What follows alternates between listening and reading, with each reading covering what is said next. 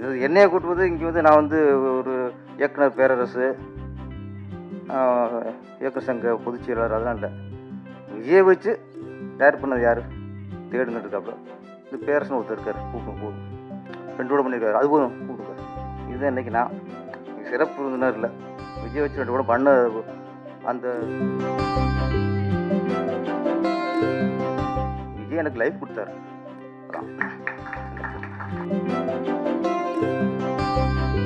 நான் ஃபஸ்ட்டு திருப்பாச்சி கதை சொல்லும்போது அந்த ஓப்பனிங் அருவாப்பற்ற அயனார் கோயில் போய் அவரோட சொல்லுவதில்ல, அது இல்லை. நீ எந்த ஊர் நான் எந்த ஊர்.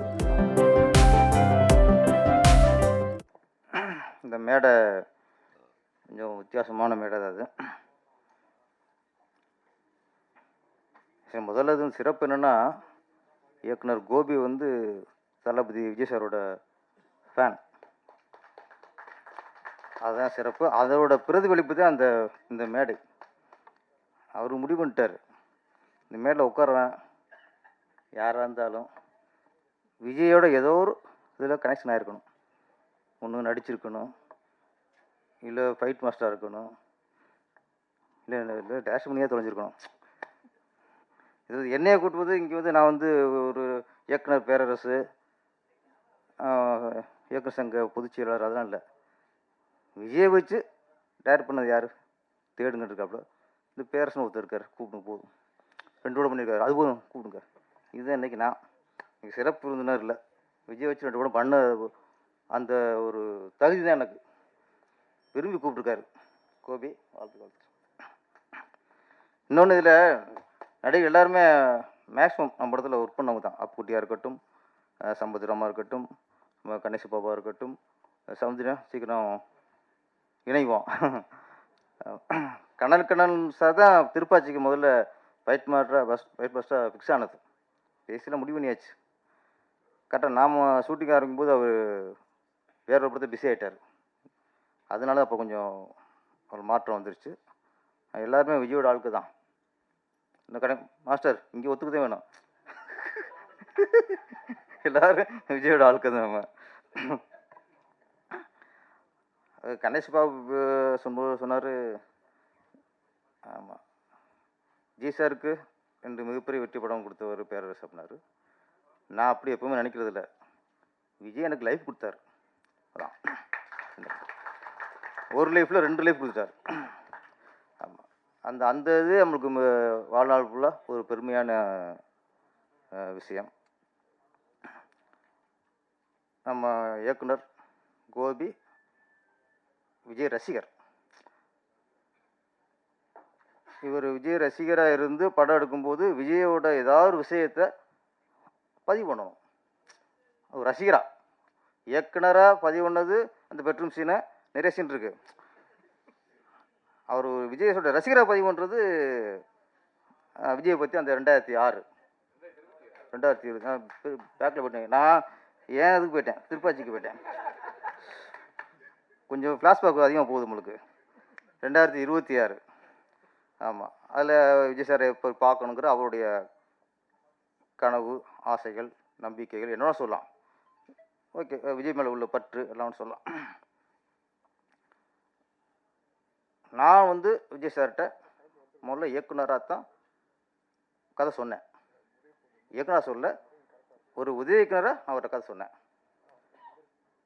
அவர் கதை ஓகே ஆனதுக்கப்புறம் தான் நான் இயக்குனராக மாறுறேன்.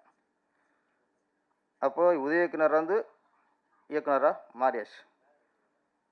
இப்போ விஜய் சார் வச்சு நான் படம் பண்ணுறேன். அதுக்கப்புறம் நான் வெறும் இயக்குனர் இல்லை, அப்போ நான் விஜயோட ரசிகரை மாறிட்டேன். ஏன்னா ஒரு மாசு இருக்கும் படம் பண்ணும்போது எந்த இயக்குனரும் அவங்க ரசிகரை மாறிடணும். அப்போ தான் ரசிகருக்கு திருப்தியாக படம் கொடுக்க முடியும். நான் ஃபஸ்ட்டு திருப்பாச்சி கதை சொல்லும்போது அந்த ஓப்பனிங் அருவாப்பற்ற அது இல்லை. அயனார் கோயில் போய் அவரோட சொல்லுவதில்ல, அது இல்லை. நீ எந்த ஊர் நான் எந்த ஊர் சாங்லாம் இல்லை. அதிலெல்லாம் கதையெல்லாம் ஆரம்பிப்பேன். அதுதான் ஃபஸ்ட் நான் விஜய் சார் சொன்னது. ஓகே, நம்ம விஜய் சார் வச்சு படம் பண்ண போகிறோம் ஆரம்பிச்சதுக்கப்புறம் விஜய் சார் ரசிகரை மாறினதுக்கப்புறம் அப்போ ரசிகர் என்னென்ன எதிர்பார்ப்பான். அப்போ தான் ஒரு ஓப்பனிங், ஒரு பில்டப்பு, அதுக்கப்புறம் ஓப்பனிங் சாங் வேணும், ரஜினி ஸ்ரீல ஒரு சாங் வேணும். இதெல்லாம் பண்ணது. அது மாதிரி நிறைய மாற்றங்கள் அப்புறம் பண்ணினான். நிறைய மாற்றங்கள். விஜய் சார் கதை சொன்னதை விட அதுக்கப்புறம் விஜய் சாருக்கு ஃபேன்ஸுக்கு பிடிக்கணுங்கிறக்கா நிறைய அதில் வந்ததை நிறைய பஞ்சு டைலாக்லாம் இப்போ யாரோ பஞ்சு டைலாக் விட்டாங்களே. என்ன டைலாக் இது? ஆமாம், நிறைய விட்டான். இது மாதிரிலாம் அப்புறம் யோசித்தோம். அப்புறம் அதுக்கப்புறம் தான் நீ பஞ்சு டைலாக்லாம் பேரரசன் அப்புறம் திருப்பி பேர்லாம் வந்துச்சு. ஒரு விஷயந்தான் சொல்லி முடிச்சு விட்றேன். ஒரு ஆக்ஷன் படம், ஒரு பெரிய ஹீரோ வச்சு மாஸ் ஹீரோ வச்சு படம் பண்ணும்போது அந்த இயக்குனர் அந்த ஹீரோவை லவ் பண்ணணும், நேசிக்கணும். அப்போ தான் அந்த படம் ரசிகருக்கு பிடிச்ச படமாக வரும், வெற்றி அடையும். ஒரு மாஸ் ஹீரோ வச்சு பண்ணும்போது அந்த ஹீரோவுக்கும் டைரக்டருக்கும் மனஸ்தாபம் இந்த மாதிரி பிரச்சனை வந்துச்சுன்னா அது திருப்தியாக வராது. ஒரு க்ளோஸ்அப் வைக்கணும்னு ரசிச்சு வைக்க மாட்டோம் நம்ம. அது மாதிரி மாஸ் ஹீரோ வச்சு பண்ணும்போது அந்த ஹீரோ எப்படி அவர் கேரக்டர் எப்படியோ நம்ம லவ் பண்ணி தான் ஆகணும், படம் நல்லா வரணும்னா. கோபி வந்து மிக வெற்றி படைய இயக்குனர் உருவாகிட்டு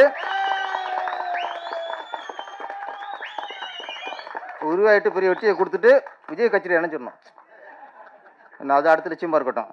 அப்புறம் நம்ம சவுந்தர் சார் இருக்கார், அவர் நிறைய கொடியை செடி வளர்த்துக்கிட்டு இருந்தார். இப்போ தாவக்க கொடி வளர்த்துக்கிட்டு இருக்காரு. என்ன, ஒரு பக்கம் செடி வளர்க்குறாரு, ஒரு பக்கம் விஜய் சாரோட கொடி வளர்த்துக்கிருக்காரு.